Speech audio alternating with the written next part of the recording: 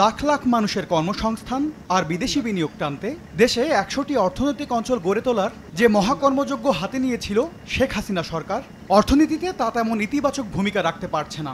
এমনই চিত্র মিলেছে বাংলাদেশ ব্যাংকের পরিসংখ্যানে। গেল মার্চ প্রান্তিকে অর্থনৈতিক অঞ্চলে প্রত্যক্ষ বিদেশি বিনিয়োগ এফডিআই এসেছে $১,০০,০০,০০,০০০। গেল বছরের অক্টোবর ডিসেম্বরের তুলনায় যা ৯৩.৪৬% কম।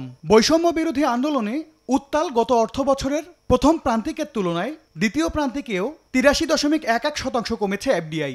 বিপরীতে বেড়েছে বিনিয়োগ তুলে নেয়ার প্রবণতা।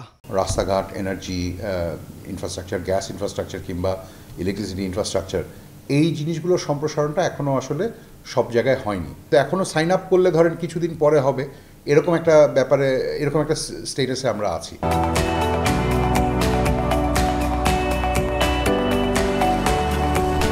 এ অবস্থায় বিদেশি বিনিয়োগ আনতে দেশি উদ্যোক্তাদের জন্য ব্যবসা বান্ধব পরিবেশ নিশ্চিতের পরামর্শ অর্থনীতিবিদদের।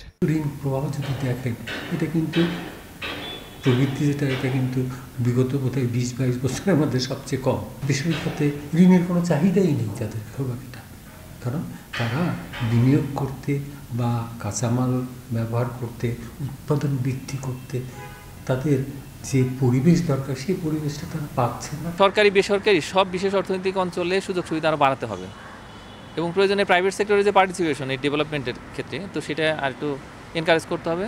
আস্থা অর্জনের পথেই হাঁটছে সরকার, তাই ১০০ অর্থনৈতিক অঞ্চল থেকে সরে ৫টিকে বিনিয়োগ বান্ধব করতে কাজ করছে অন্তর্বর্তী সরকার। তবে তা সময় সাপেক্ষ বলে জানান বিডা ও বেজার নির্বাহী চেয়ারম্যান। অর্থনৈতিক অঞ্চল নিয়ে আমরা অনেক বড় বড় কথা বলেছি অনেক বছর ধরে। সরকারের তো একটা ক্যাপাসিটি আছে, এই ক্যাপাসিটির বাইরে আপনি যদি একটা আরও বড় কোনো প্রজেক্ট হাতে নিয়ে নেন যেটা আপনি এক্সিকিউট করতে পারবেন না, তখন ওই প্রজেক্টটার টাইম লাইন ড্র্যাগ করতে থাকে, তাহলে আর আপনি অর্থনৈতিক অঞ্চলে কীভাবে ইনভেস্টমেন্ট দেখবেন। So I think there is a long way to go for us. Bangladesh ব্যাংকের তথ্য শুধু অর্থনৈতিক অঞ্চল নয়, রপ্তানি প্রক্রিয়াকরণ অঞ্চল ইপিজেডেও গেল মার্চ প্রান্তিকে বিদেশি বিনিয়োগ কমেছে ১৯.৫৯%। বিপরীতে পরিকল্পিত অঞ্চলের বাইরে বাড়ছে এফডিআই। এম এস আরিফিন, সময় সংবাদ, ঢাকা।